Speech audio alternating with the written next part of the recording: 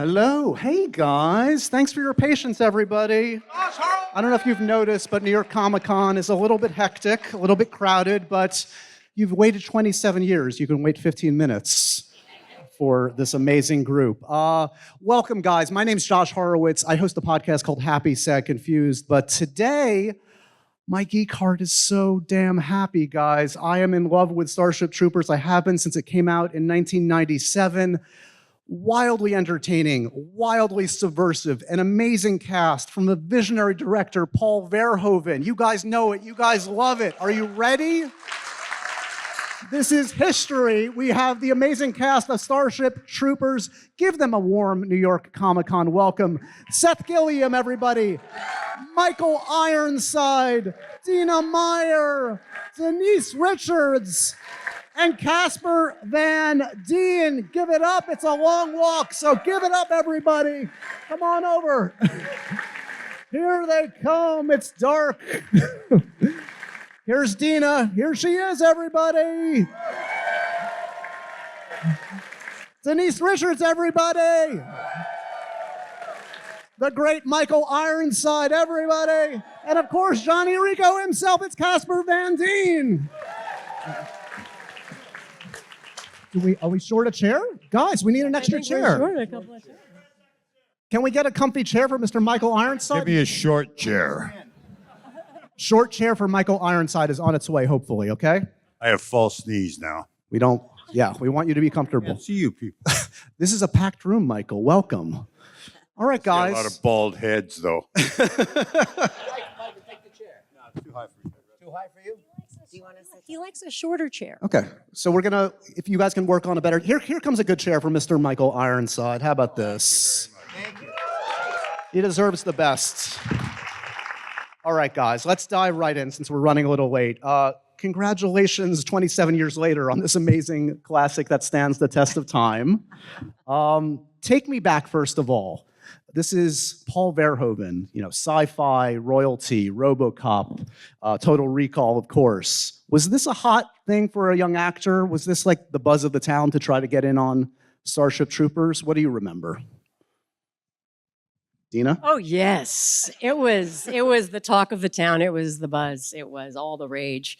And we were all very excited to have the opportunity to read for Paul and get in on this action. Does anybody remember specifically their audition? Denise, Casper, what do you remember? Well, I definitely remember screen testing with Casper. We were the only ones they were screen testing. So we knew if we didn't get it, we really effed up.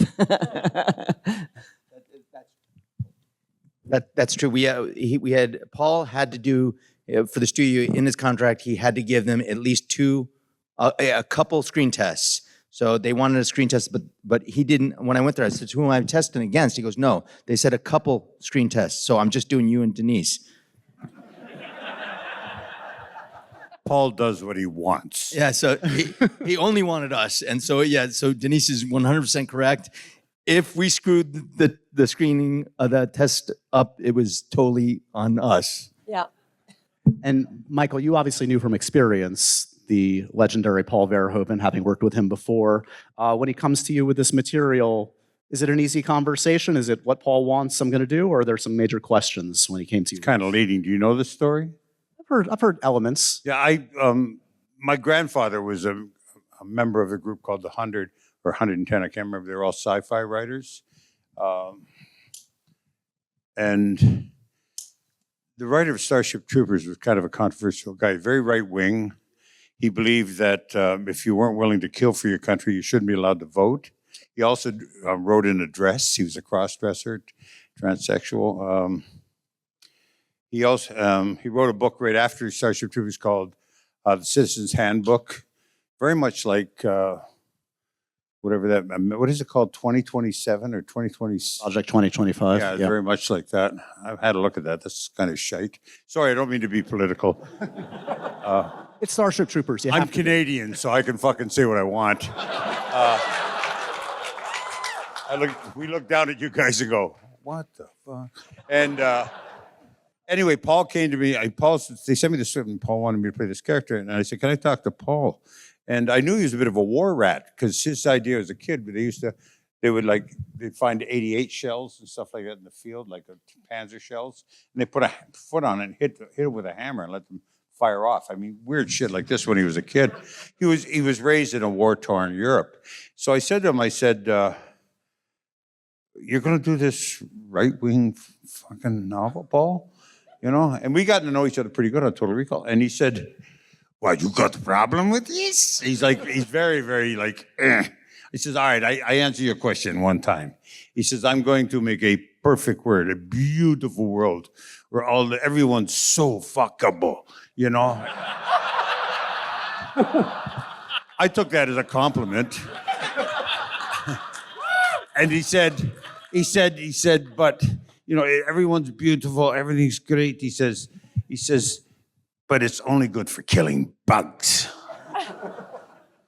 I said, "Oh, cool, I'm in." No, I mean, seriously, because I was really concerned. I was like, has he lost his mind? He's going to make this right-wing manifesto. Actually, it was not received this way in the United States, in North America. It was received as, I had people ask me, "Why are you running around in Nazi uniforms? Why are you doing this way?" And in Europe, they got it. They got the satire, you know. That's enough on this anyway. What does jump out to each of you guys about the production? You did a wonderful Paul Verhoeven approximation there. He is a unique, big personality.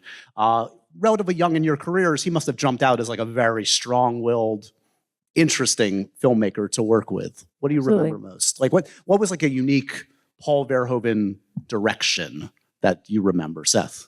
The fucking bugs are coming. They're crazy. They want to kill you. Casper, look at the fucking camera. Does that take you back, Casper? Are you right Oh there? my God, it was, you know, that's so good.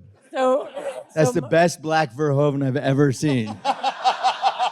So there's this one part of the movie, spoiler alert for those of you who haven't seen it, when I get skewered with the pincer by the arachnid, and at the end before Johnny so bravely, you know, pulls out the pincer and I bleed out, which I never really understood. Like, why didn't they just put me in the tank that they put him in and like repair me, right? That would have been much better. I would have gone on to the sequel or something. But anyway, so Paul tells me, he's like, you know, just I want you to scream. And I'm thinking to myself, I've got a collapsed lung. I've got a punctured lung. It's going to be hard to get the air to, and because it's a Paul Verhoeven moment, he's like, "Dina, just stop being so difficult. Just scream, scream, scream." And I'm just like, but the air, and okay, and that's my Paul moment. That's the best female Verhoeven I've ever heard. You remember that? We're covering the bases here. We're going to open it up to the audience for 500 Paul Verhoeven impressions. The winner gets a prize. Bags. There is, look, it's an amazing movie that, frankly, that the effects hold up so well because CGI was still in its infancy and it relies a lot on CGI and it's fantastic the way it's employed. But like on set, that's got to feel like a big swing. Like Denise, you have to be like piloting these ships with very little around you, I would imagine. Do you remember how that felt in the moment to work with so much that wasn't there? I remember Paul running around with a stick with a tennis ball on it. And he didn't have someone else do it. He did it himself. And he would run around acting crazy. And that was our eye line and what we had to react to. Because we did see prior to us starting to film models of what the bugs looked like. And then we saw a couple of them on set. But for the most part, it was green screen. And that was what was so crazy when we did see the movie. We're like, oh shit, these things were big and they were really coming at us, like Paul with the stick with the tennis ball. So it was, I think, one of the best acting classes ever working on that movie. And what is the dynamic on set? Like, so you guys are all at approximately the same age, and then you have this great Michael Ironside here, this fantastic. Fuck off with the great. No, This is part 2 of my interview with you, Michael. I interviewed you for this film 27 years ago in my college radio station. So as far as I'm Told you concerned, to stop using, yeah. this is part 2. But was he a little intimidating? What was it like to work with Michael on set? What do you remember? He was really fucking grumpy most of the time. And really Not didn't unlike seem how like he he is wanted today. I was going to say, checks out. Nothing's changed. No, he was great. He led by example. You know, our leader. He led by example. He was focused. He was present. He was there. He was commanding. He had presence, and you know, because he damn played good-looking. like the bad guy in every movie we'd seen from childhood on. I would say things like, Seth, get closer to the camera. And you go, I'm good back here. Well, I had no idea whether the movie would suck or not, so I did try to hide a lot during the group. He actually said on set once, this is going nowhere. It's like, and here we are 37 years later sitting on stage. What do we make in retrospect of the love quartet that makes up this film? Like who, I don't know. I mean, between, Dizzy, Rico, Carmen, and Xander, who was at fault? Who was in the right? Well, I think we know the answer to that one. I mean, no offense. No offense. They were young love, Right. and coming of age and trying to figure out, which I actually think it's funny. Thank you, Casper. He's still a gentleman.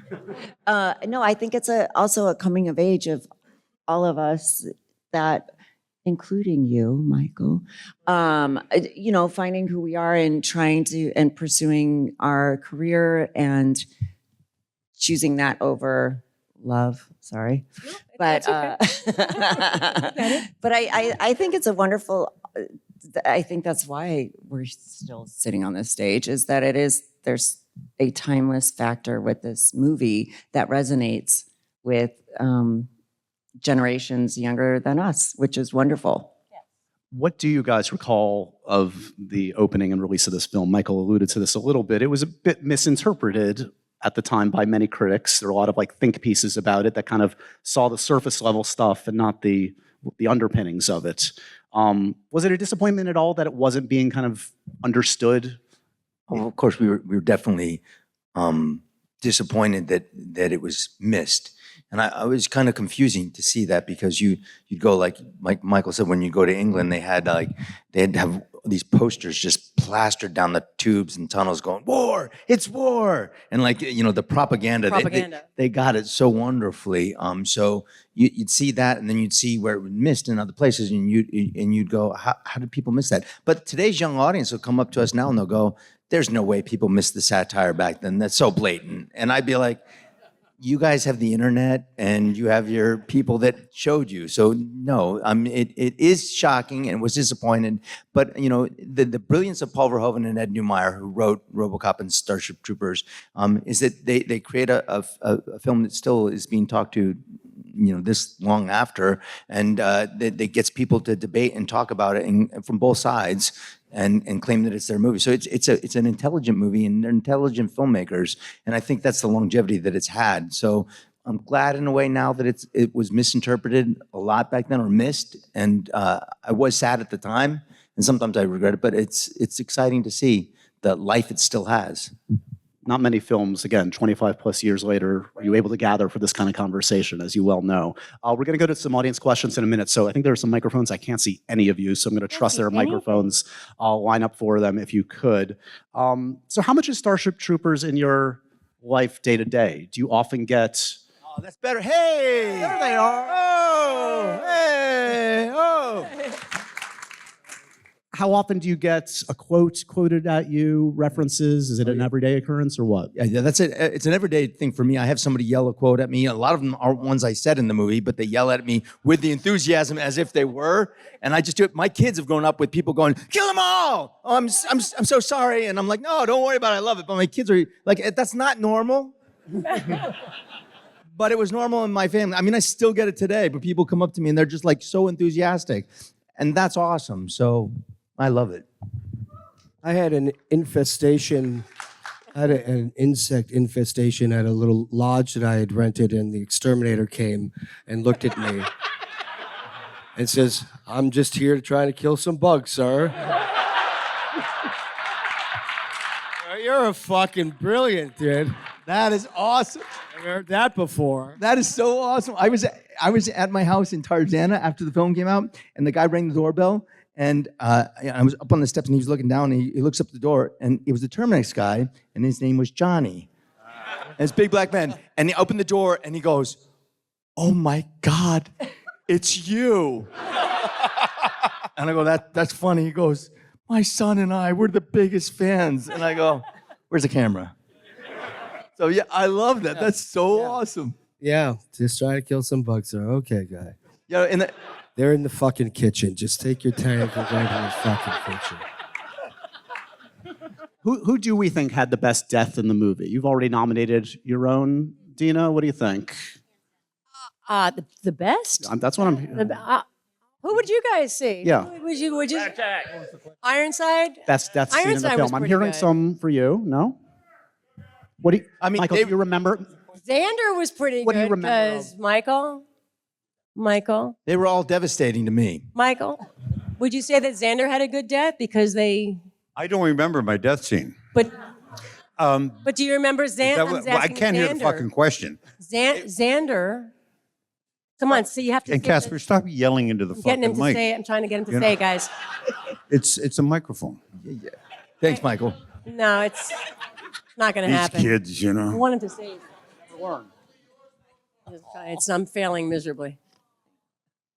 She wanted you to say they sucked his brains out. What? Yeah, That's do you ever what get she that was quoted to talking you? They- No idea what the question is now. They sucked it's his okay. brains It's out. okay. Just trying to get you to say they sucked his brains out for the audience. I didn't understand that. And sucked his brains out. It's okay. It's okay. Sucked his brains out.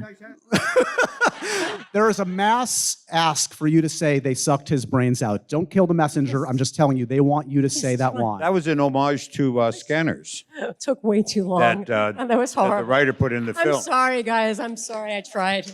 When we did that line in the film, it was actually an homage to Scanners, to David Cronenberg.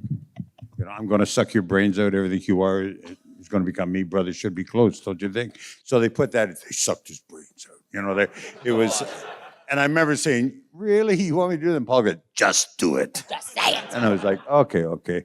Yep, as you asked about death scene. I don't remember my death scene. It was like 105 in the degrees that day. Yeah, it was very They hot. got me in a Formica pit, you know, so the sun would bounce beautifully, Paul said, and I'm in this contraption where I'm standing in it, and I got these false legs, and I got heat stroke, and I don't remember the actual death. Do it, Rico, do it. Yeah, he said, yeah, because he said to me, Don't know what to do. He said, what do I say? And I told him, and then he just said it. Yeah, I couldn't remember. Damn, I just remember being really hot and waking, kind of coming to in an emergency room with IVs and everything in me. I got 2 days off though. It was a shocking day because I was watching him, and he'd been my mentor, like we said. I still hear his voice a lot in my life in acting and stuff like that. But watching him in that was not a fun thing because at first I thought he's just doing a great job dying. But he really was. So he was, and then when he didn't know the line, I knew there was something wrong because he always knew his shit. So he's never once, but he's just, what's my line? And I told him. I'm method trained. And then Dina knocked herself out. And I know she's a knockout, Thank but you, she I knocked did. herself out. I did. So I was down 2. Yeah, it was too. It was a hard scene because we're pulling him out with no legs. We're in unstable vermiculite. It's hot. The sun is shining, and I pulled him out, and I kind of lost my footing, and I smacked my head on the ground, and I was like, "Good night." And I also got Yeah, those suits didn't breathe. They were made out of Kevlar, and mine had footies in it, so you didn't even have like. At the end of the day, they used to turn it upside down and pour all the sweat and shit out, and they were not the easiest. After 6 months of shooting in this wardrobe, you didn't look forward to going to work. You know what I mean? It was Did all of you absolutely true. Did all of you go through the famed like Dale Dye boot camp experience? And this guy, you guys probably know Dale Dye. He's we all like did, the best in the business at doing what Not he me. does. Yeah, we had about 2 weeks of training before we started shooting. But the first night was the fun night. Oh my God.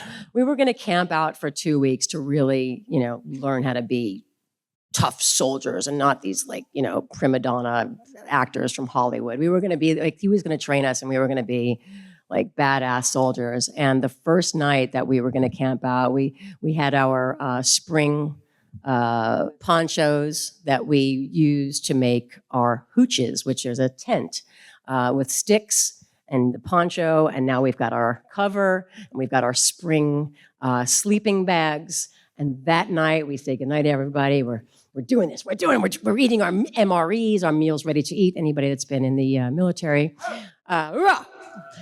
And we say goodnight. We'll see you in the morning. We go to sleep, and about 2:00 in the morning, I feel like these cold shards of glass hitting me in the face sideways. Like, what is that feeling? Like, we're in the middle of Hell's Half Acre. There's no light. There's nothing. And there's like cold ice pellets hitting me in the face. We all get up, and it's like, it's a hailstorm. And we've got our springtime sleeping bags and our little, anyway, so it was like an emergency. Like, we got to get out. We have to get to some shelter. Denise, and you were helping with Denise, weren't you? We were out up on the bar. With Casper came to my tent. Yeah, and then we went up to the cafe on top, and we waited. Oh, well, for the first ride we had a home. sleepover. Me, him, and Jake. I want to hear more about that. In the middle of them. no? Yeah, no, we had a slumber party. All right. No, it was. All right. Wait, I had to. So I wasn't supposed to be at the boot camp, and I begged Paul to let me go, and I was able to go. So, but I stayed where Dale Dye and Mike were. Like, I was separated from everyone else. Because mobile infantry and fleet don't mix. Yeah, they don't mix. So, however, they came and rescued me because my tent, I woke up and I'm like, why is it so wet around here? And Casper came into the tent with Jake, and they're like, they come down with us. So it was very innocent. We kept warm because it was freezing. And I slept in the middle of Jake and Casper. And also the studio that was the last day we were doing this. They put us in a motel after this, after they got us out. That was the end of our camping. And I said, okay, but no more first sleeping night. outside. We're going to stay in the hotel for the rest of the. Not all of us Things stayed happen. through the night, though. Some of us were like, "Fuck this," and we went back to the hotel. That was me. The smart wise. Back ones. to the hotel. Smart ones. We all followed Seth. Very wise, very wise. Okay, let's go to a few audience questions. Let's start on this side, please. Yeah, go ahead. Hi, guys. My name's Charles. Hi, Charles. Nice to meet you. Denise, I just want to let you know I've had a crush on you since I was 15. And Who didn't? and now I'm 40, so that's a long time and stuff. But this question's for everybody. I know there's a lot of 30-year sequels coming out, like Beetlejuice and Ghostbusters. What are the chances of a current Starship Troopers sequel? And would you all be interested in either reprising your roles or being in that new film? I'm dead. So am I. You could come back as a hologram or something, maybe. Well, maybe we can make you alive again. I think we owe it to the fans to have to at least have some kind of cameo. Something. I mean, you would. Oh, I would totally do a sequel. I mean, I just did the voiceover for a game that's like it. Extermination. It's a lot of fun. I play it, and I hope someday that they do something like that. But it's, I've loved being a part of it. I love being part of Starship Troopers world, and I love the family. And I love that we're still talking. Old though, so maybe our kids would be us. Yeah. My daughter Grace, who was born during Starship Troopers, she always says, "Dad, I'd be Johnny Rico. You'd have to, So they'd have to make her, a girl We now." do a lot of stuff with special effects nowadays. They can make us look younger. There you go. Let's go over to this side, please. Yeah.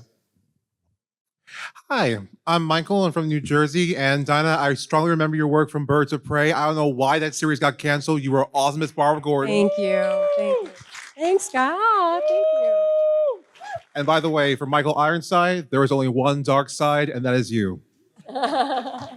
Thank you. And my question for Michael is, if your character in Starship Troopers could meet any other character you played throughout your career, who would it be, and what kind of philosophical conversations would you imagine them having? I didn't understand. What was the question? What? Oh, I can say it again if you want. I confess I missed it. Monosyllable, please. I missed it too. Is it another character they'd play in Starship Troopers? Is that what you said? No, I meant if your character in Starship Troopers could meet any character that you played after Starship I see. Troopers. Your character in Starship Troopers could meet any other character you've played in your career. Who would it be? And how would Yes. that go down? It's a big Good one. luck with that one. Do you have children? I'm only 30. Beg pardon? No. I do. You don't really say one kid is more important to you than Yes, another. yes. You know what I mean? And I feel that way about characters. You know, they're creations all of themselves. You know, I don't know how to answer that. I'm not trying to jerk you off here. That's probably worry. the wrong word. I think you know. Maybe I how to am. do that. Thank you. And Josh, love the podcast. Thank you. Let's go over Sorry here. about that. Hey, how you doing? My name is Oscar from New York. Nice to meet you Hey, all. I'm Oscar. a big fan. Thank you. Going back to the love triangle, Rico, Carmen, Diz. I've always been a Team Diz guy all the time. Oh, good on you. Thank 100%. you. But I recently Thank you. Team Diz. I recently introduced the film to a friend of mine, 27 years old. So he was born when the film came out. And after he finished watching it, I asked him, Kyle, what do you think? Team Diz or Team Carmen? He looked me right in the eye and he said, Oscar, boys choose Carmen, men choose Diz, but citizens choose the Federation and the mission. Oh, that's And a great I'm like, answer. Kyle, you get it. And I had nothing to say. 27 years old, he got it. So you said before, the generation today, oh, they get it. They get it 100%. Oh, I love Thank that. you so Love to much. hear it. I Thank you so appreciate much. it. I love it. Love you all. Thank you. Thank you. So before we go to the next audience question, you guys are so spoiled because New York Comic Con is a special place because you can run into just about anybody here. We've got a special guest, also from Starship Troopers. Is he here? Can you come on out, sir? I believe he's here. I don't want to say his name for fear that he's not going to come out. Can we bring out our guest? Yes or no? Maybe not. I was lied to on a You monitor. disable the enemy's hand, There we go. he cannot push the button. Clancy Brown, everybody! The hero of the Federation. Jim got the bug. I love you. Oh my God. Oh my God. Dina, don't do that. Oh, it's so good. He's the real thing, too. Wait, I saw the movie. You guys shouldn't be getting along this well. Walking Dead? Clancy, have a seat. We have a seat for you. In the middle. Welcome, Clancy. From above. So we've been reminiscing about this classic movie from 27 years back. What's the first thing that comes to mind when you think back to Starship Troopers, to the making of this film? Just how brilliant it was, and what a lousy reception it got. I had a bet with a guy that worked for Roland Emmerich. He said, your movie's not going to make $60 million. I said, are you kidding me? Of course it is. It's Paul Verhoeven. It's Michael Ironside. It's Dina Meyer. It's all these people. And it's going to be great. Special effects and all that. And sure enough, he won that bet. But nobody remembers the movie that we were betting would make more. Everybody remembers this movie. That's right. This Hoorah.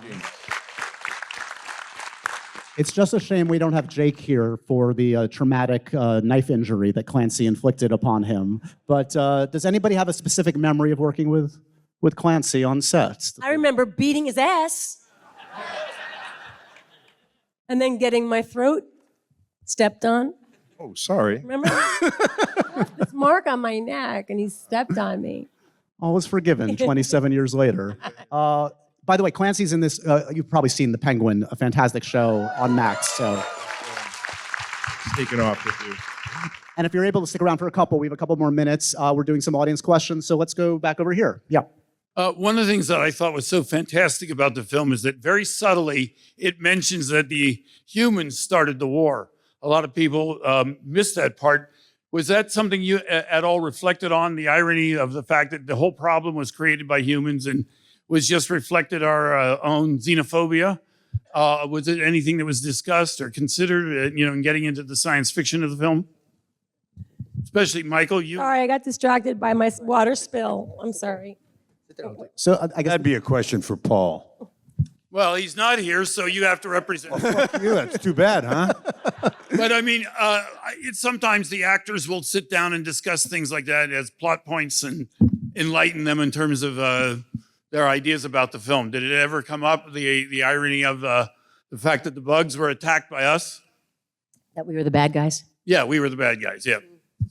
I guess more, if I can just spin that a little bit more, like generally speaking, were the politics of the film discussed, or are you? Because again, you're kind of playing the surface, and the stuff is underneath of what people can read into it. So I guess it's not necessarily to discuss beyond that initial conversation you had, You Michael. ever read the source material? Right. Yeah. Okay. Right. There you go. Okay. Sometimes I would go to Paul. I would say, Paul, I can't say like, Just do it. Just say it just like that. That's perfect. Just do it. so that was my discussion. Nothing happens by collaboration. accident in Paul's films. Nothing happens by accident in any of Paul's films. He's one of those directors that has control over everything. Like I've said before, I've done like 300 some odd films. There's only about 5 that are real true directors that have an image that goes to the medium and it goes into the audience's mind with the least amount of distortion. And Paul's one of those people. He was very specific about what he wanted, how he wanted it, and where he wanted it.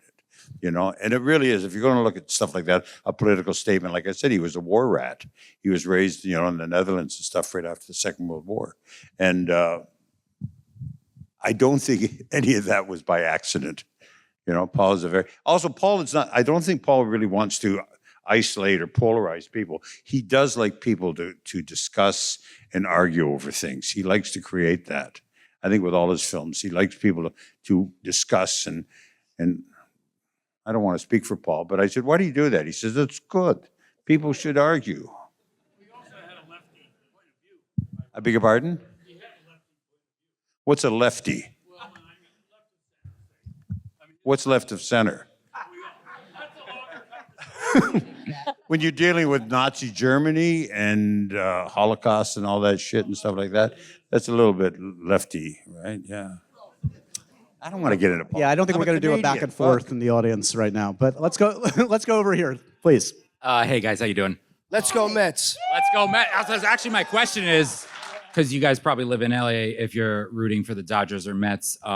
But I did just want to say this is such an important movie. I'm exactly the right age where this movie is like really influential in my life. Not just the shower scenes, but on 9/11. I don't know what you're talking about. It's a true story. My friend, I was in Mr. Hoke's oceanography class, and they announced over the loudspeaker that the second plane had hit the tower. And my friend Mike Cicero turned and looked at me and said, "We're going to war!" And he did actually go to war. And it's just crazy how the movie sort of defined America after 9/11. So yeah, are you guys rooting for the Mets or the Dodgers? Oh, there's the pivot of the day. Well done. Any baseball fans? Brooklyn all the way. Is that the Dodgers? Because then boo. Okay, let's go back over here. Hi, my name is Fernando. The only reason why I'm such a big fan is because my big brother right there, you showed me the film. I was maybe 6 years old. Don't ask. I know it's a rated R film. Shower scenes. Where's the dude? Okay, 16. Quick question. The lunchroom brawl between Johnny and Xander. Who do you think won that fight? Oh, the fight I was in with Patrick Muldoon? That's right. Oh, he could totally take me. I mean, he's 6 foot, whatever he is, gorgeous football player. Rico man, whoa. I love him to death. Pat is an amazing guy, strong, but I don't know. He's, he could take me probably. The football sequence, you take some major hits, Casper, it seems, unless that's movie magic, but like that feels like you took a beating. Pat was a real football player, so he played for USC. I played high school football at an all-guy military school. So I loved playing that. I loved doing that. I loved, getting involved. I think Paul was excited to have us because we were dumb enough to do whatever he said. So You just go get hit and play. But Pat, I love Pat, and he was a lot of fun to work with in those scenes. He's very physical guy, and so neither of us would quit. I don't think. All right, let's go back over here. Yeah. Hey, my name is Brian from Jersey. Got a question that I'm a big Paul Verhoeven fan of his movies and everything, and therefore I'm fans of you guys for that reason. And he's had a long career. If there was any movie before or after Starship Troopers that you wish you could have been in, which one of those would have been? Wow, all of them are so good. I mean, Michael and I were at an L premiere. We went to one together. He did such a great job in that movie. I don't know where I would have fit in. But he's such an incredible filmmaker. Any chance I would get to work with him again would be amazing. Yeah, he's not done yet. Yeah. Oh no, yeah, he's He's got about 3 or 4 films that he's got slated that he wants to do, and there's lots of room for everybody in those. I auditioned for Showgirls and didn't get it. Did you? Which was probably a blessing. Did you? I did. Oh, wow. I think that's didn't know why that. he brought me in to audition for this. Got it. That movie Right before. too. All right, well, there you go. That's why even if you don't think you're right for a part, you should go out for it because it might get you something else later, another part, maybe a better part.